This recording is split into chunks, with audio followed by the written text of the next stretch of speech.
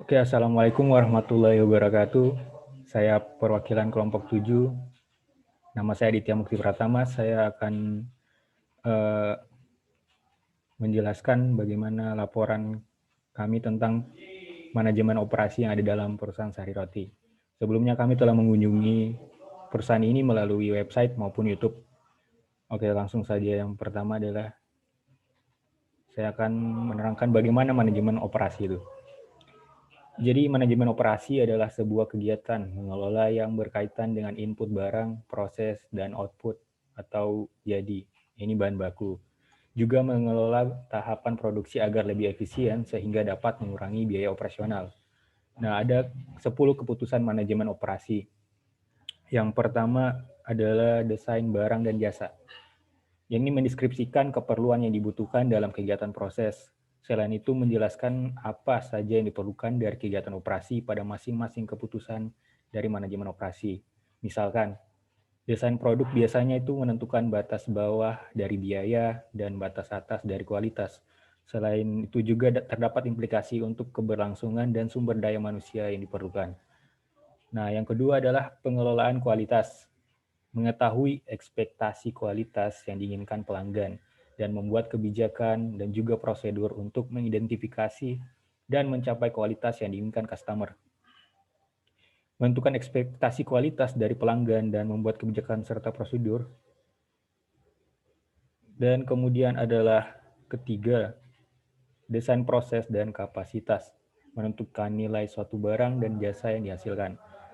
Tidak hanya itu, kita harus menentukan seberapa baik barang dan jasa yang dihasilkan, misalkan proses untuk produksi, dan menjalankan manajemen terhadap teknologi, kualitas, sumber daya manusia, dan investasi modal yang spesifik yang menentukan struktur biaya dasar perusahaan.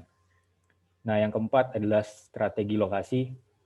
Jadi bagaimana kita melakukan penilaian terkait dengan kedekatan hubungan pemasok, pelanggan, dan bakat. Sementara itu kita mempertimbangkan mengenai biaya infrastruktur, logistik, dan pemerintah. Yang kelima adalah strategi tata ruang. Ini membutuhkan integritas kebutuhan, kapasitas, tingkat personal, teknologi, dan kebutuhan persediaan demi menentukan arus bahan baku, orang, dan informasi sosial. Jadi bagaimana kita memerlukan penyatuan kebutuhan kapasitas, tingkat personel, sehingga dapat menentukan arus bahan baku yang secara efisien. Lalu yang keenam adalah SDM dan desain pekerjaan. Ini sumber daya manusia. Menentukan bagaimana cara untuk merekrut, memotivasi, dan mempertahankan karyawan yang berpotensi dan berkemampuan yang dibutuhkan karena investasi dalam bentuk SDM adalah investasi yang paling mahal di seluruh desain sistem. Yang ketujuh, manajemen rantai pasokan. Jadi bagaimana menentukan, mengintegrasikan rantai pasokan dalam strategi perusahaan, termasuk keputusan yang berkaitan dengan pembelian dan siapa dan apa yang dibeli dan syarat pembelian.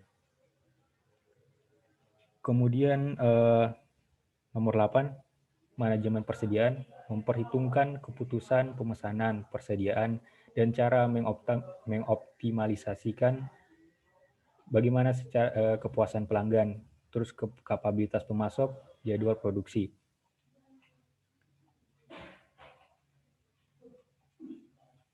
Lanjut ke nomor 9, penentuan jadwal. Jadi bagaimana kita menentukan dan menerapkan jadwal yang memiliki jangka waktu menengah maupun pendek secara efisien. Jadi bagaimana kita menggunakan waktu secara efektif dan efisien, baik personel maupun fasilitas. Sementara itu, kita dapat memenuhi permintaan pelanggan. Dan terakhir, 10, pemeliharaan memerlukan berdasarkan pada kapasitas, permintaan produksi, dan kebutuhan akan personil untuk menjaga sebuah proses yang dapat diandalkan dan stabil. Nah, selanjutnya akan dijelaskan oleh Muhammad Rafli tentang profil perusahaan. Oke, perkenalkan nama saya Muhammad Rafi Zulfikar, NIM saya 393. Di sini saya akan menjelaskan slide 5 dan slide 6. Untuk slide 5 sendiri ada profil perusahaan. Didirikan Wendy Sui Cheng Yap sebagai sebuah perusahaan penanaman modal asing pada 8 Maret 1995 dengan nama PT Nippon Indosari Corporation dengan mengoperasikan pabrik pertama di Cikarang, Jawa Barat.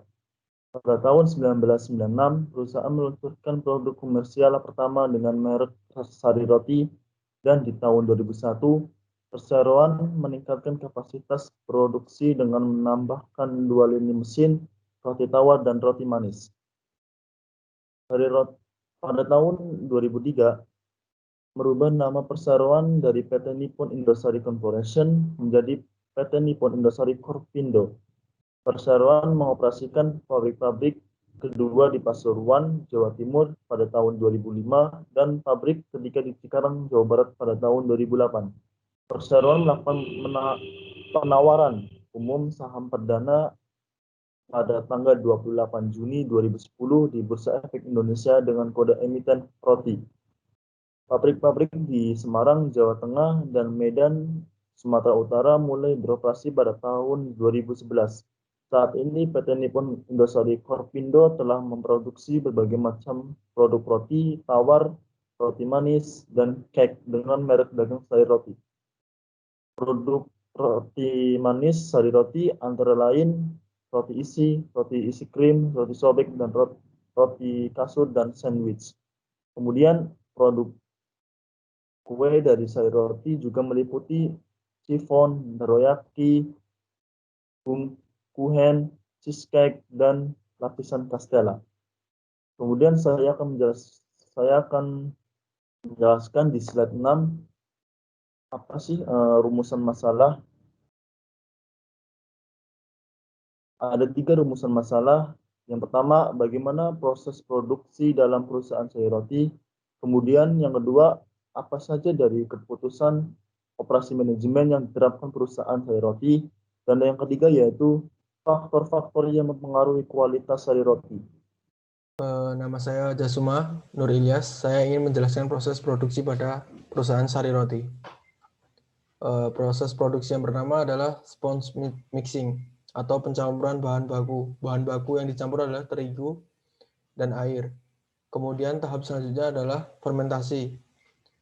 Tahap ini adalah adonan yang telah diaduk dan tercampur merata didiamkan selama 3 atau 4 jam agar adonan mengembang. Setelah adonan mengembang, akan masuk ke tahap berikutnya adalah raw mixing, di mana adonan diaduk lagi untuk kedua kalinya, kemudian ditambah gula, sehingga kualitas adonan semakin baik. Kemudian tahap selanjutnya adalah defining. Tahap defining adalah tahap pemotongan adonan menjadi beberapa bagian. Kemudian pounding.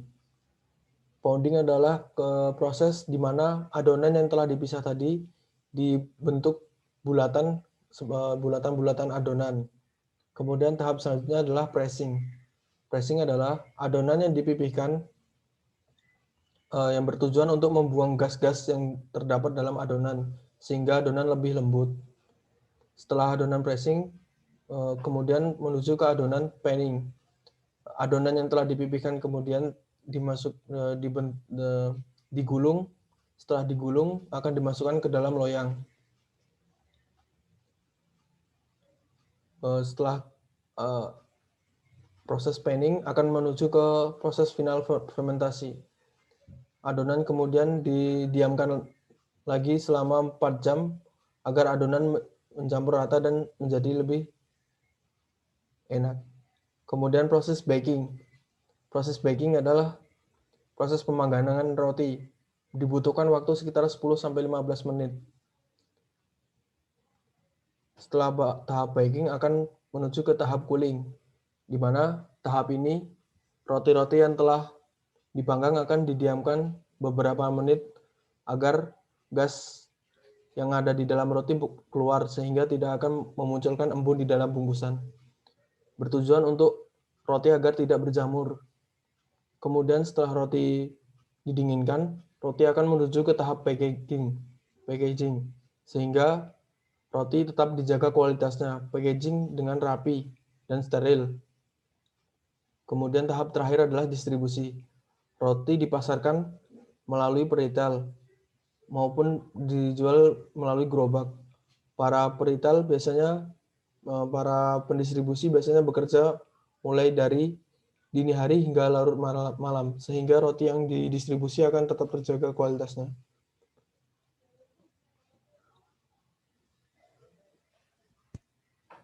Selanjutnya akan dijelaskan oleh saudara Mail. Assalamualaikum warahmatullahi wabarakatuh. Nama saya Ismail Abdau dan di sini saya akan meneruskan apa yang sudah dijelaskan oleh saudara Ilyas, yaitu tentang apa saja dari 10 keputusan operasi manajemen yang diterapkan perusahaan Sari Roti. Satu, yaitu desain barang dan jasa. Sari Roti menetapkan produk yang akan diproduksinya adalah roti.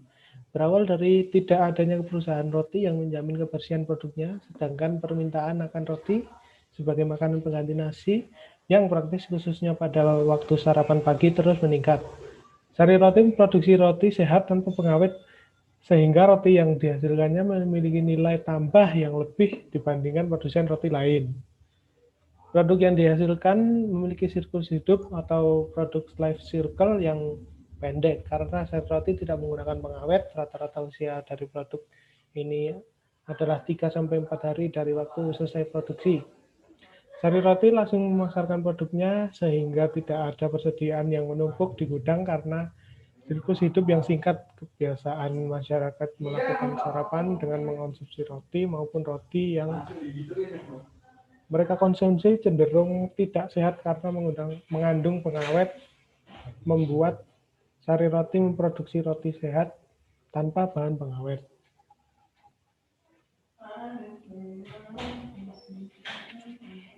Nomor 2 yaitu kualitas.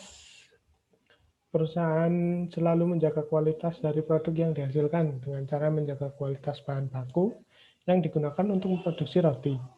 Bahan baku harus melalui seleksi ketat yang telah ditetapkan oleh internal perusahaan dan harus terjamin kehalalannya.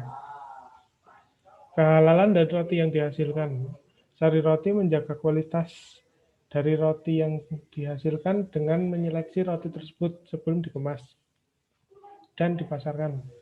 Roti harus memenuhi standar bentuk dan ukuran yang telah ditetapkan perusahaan sehingga kualitas dari produk yang dihasilkan sama.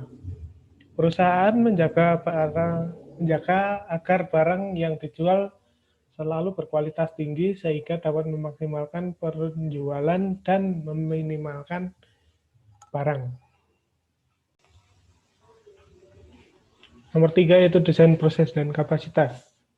Bahan baku yang dikirim oleh pemasok diperiksa terlebih dahulu melalui proses yang ketat dengan tujuan agar pemasok yang terpilih dapat menjaga konsistensi kualitas dari bahan baku yang diterima.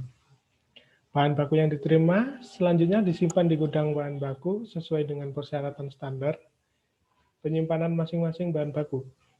Proses pembuatan roti mengenal beberapa metode proses. Sari Roti menggunakan metode sponge dan dough mixing. Metode ini memiliki kekurangan berupa proses yang memerlukan waktu yang sangat lama. Namun kelebihannya adalah dapat memberikan roti dengan kualitas terbaik, baik dari segi tekstur, kelembutan, aroma, dan rasa dari roti yang dihasilkan. Sari Roti menggunakan strategi mass customization, di mana perusahaan membuat produk yang variatif dengan harga yang murah, serta diproduksi dalam waktu yang tepat. Strategi ini dipilih karena permintaan konsumen akan variasi dari jenis maupun rasa yang berbeda sangat tinggi, sehingga perusahaan harus menyesuaikan produknya.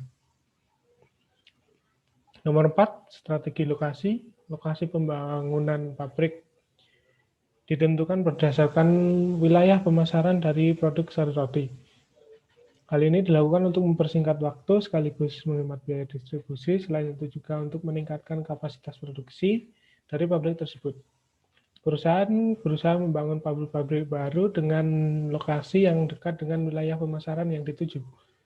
Masa hidup produk yang singkat mengharuskan perusahaan untuk menentukan strategi dari lokasi pabrik yang akan memproduksi barang-barang yang akan dijual.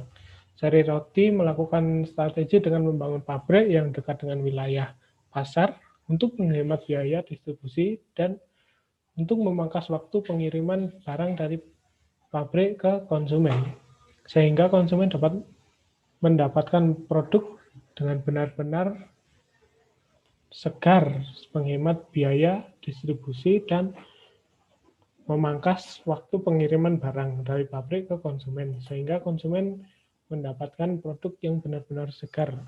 Lokasi pabrik dipetakan dalam beberapa wilayah pemasaran. Nah, sekian dari saya dan dilanjutkan oleh Muhammad Alif. Ya, baik.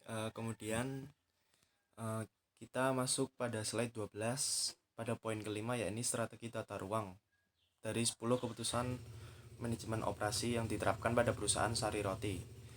Sari Roti sendiri mengutamakan kecepatan dan efisiensi dalam produksinya tanpa mengabaikan kualitas, dan perusahaan ini mengutamakan kelancaran produksi, di mana pabrik dibuat sangat luas. Dengan demikian, arus dari pekerja menjadi leluasa. Selain itu, pabrik Sari Roti juga mengadopsi konsep layout product oriented layout, di mana mesin-mesin terletak berdekatan dan saling terhubung satu sama lain, dan proses produksi berlangsung setiap hari. Pabrik Sari Roti juga sangat menjaga sanitasi dalam pabrik. Layout pabrik tidak memiliki sudut ruangan yang berpotensi menjadi tempat pertumbuhan mikroba dan juga debu. Selain itu, sebelum memasuki pabrik, setiap karyawan akan disemprot dengan cairan alkohol untuk membunuh kuman dan akan dianginkan agar kotoran seperti rambut yang rontok bisa terlepas sehingga tidak masuk ke dalam ruangan produksi. Selain itu, pabrik ini juga melakukan perawatan mesin secara fleksibel. Tata letak pabrik yang memungkinkan perawatan mesin dilakukan di dalam pabrik. Pembersihan dan perawatan mesin dibagi menjadi dua kategori. Yang pertama adalah CIP atau Clean in Place, di mana alat dibersihkan dalam pabrik secara langsung tanpa harus dibongkar terlebih dahulu. Dan ada juga yang menerapkan COP atau Clean Out Place, di mana mesin dibersihkan di dalam pabrik dan dibongkar terlebih dahulu. Kemudian kotoran dari mesin akan dibuang ke tempat pembuangan limbah. Roti dibuat melalui beberapa tahap yang harus melalui beberapa mesin, mulai dari mesin pembuat adonan sampai mesin pembungkus roti. Mesin diletakkan berdekatan berdasarkan fungsinya masing-masing. Kemudian lanjut ke slide selanjutnya pada poin keputusan manajemen operasi, yakni mengenai SDM dan desain pekerjaan. Sari Roti punya karyawan yang kurang lebih sampai 1.200 orang, sehingga bisa terus mengoperasikan produksi selama 24 jam dalam satu hari. Karyawan Sari Roti ditetapkan berdasarkan sistem hold employment constant, sehingga ketika demand atau permintaan naik atau turun, perusahaan tetap melakukan perekrutan dan mempensiunkan karyawannya. Perusahaan merekrut tenaga kerja untuk ditempatkan sebagai karyawan berdasarkan tingkat pendidikan. Sebagai contoh, karyawan dengan tingkat pendidikan SMA akan ditempatkan di bagian produksi untuk membuat roti. Mereka akan dilatih tentang bagaimana cara membuat roti, menakar bahan baku yang akan dicampurkan, menata hasil produksi di rak pendinginan, serta mengemas hasil produksi di kemasan besar untuk dimasukkan ke dalam mobil pengangkut. Perusahaan ini telah menggunakan sistem SAP dalam mengelola perencanaan kerja dan sumber daya manusia mereka, sehingga lebih mudah dan efisien dibandingkan dengan menggunakan sistem manual. Mereka menggunakan SAP untuk memantau proses bisnis dan pengambilan keputusan untuk mengembangkan bisnisnya. Selain itu, perusahaan dapat menghemat biaya karena waktu untuk melakukan perencanaan kinerja dan juga SDM dapat dilakukan. Maaf, barusan ada gangguan notifikasi. Lanjut ke slide selanjutnya, yakni manajemen rantai pasokan. Perusahaan yang telah menggunakan sistem SAP untuk melakukan penyelesaian produk. Dengan sistem ini, perusahaan bisa mengetahui secara nyata keadaan pasar saat ini atau secara real time, sehingga mereka bisa melakukan penjualan sesuai dengan kondisi pasar. Ini dilakukan untuk meminimalisir pengembalian produk, karena seperti yang kita ketahui, seperti roti kan bukan produk yang punya tahan waktu cukup lama begitu. Jadi harus benar-benar produksinya menyesuaikan keadaan pasar. Dengan demikian, perusahaan dapat memaksimalkan laba usaha dan menekan biaya produksi. Optimalisasi rantai distribusi Sari Roti sangatlah tinggi, mengingat mereka punya produk dengan masa hidup yang singkat seperti yang saya jelaskan tadi.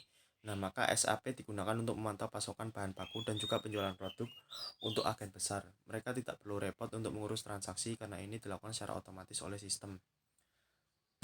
Lanjut. Slide 15 yakni penentuan jadwal. Di perusahaan sari roti, penjadwalan dibagi berdasarkan shift. Mengingat perusahaan ini beroperasi secara penuh selama 24 jam dalam sehari dan 7 hari dalam seminggu, perusahaan harus mengatur waktu libur karyawannya dan juga waktu untuk bekerja. Bagi karyawan dikelompokkan jadi 2 golongan, yaitu karyawan staff dan non-staff. Untuk yang staff, waktu kerja dalam seminggu ada 5 hari kerja, dari Senin sampai Jumat. Sedangkan untuk non-staff ditempatkan pada bagian produksi dan raw material atau bahan mentah. Waktu kerja mereka adalah 6 hari dalam seminggu dengan jumlah jam kerja 7 jam dalam sehari. Dengan istirahatnya yaitu 1 jam dibagi menjadi 3 shift. Shift 1 itu mulai pukul 7 pagi sampai 15.00 sore.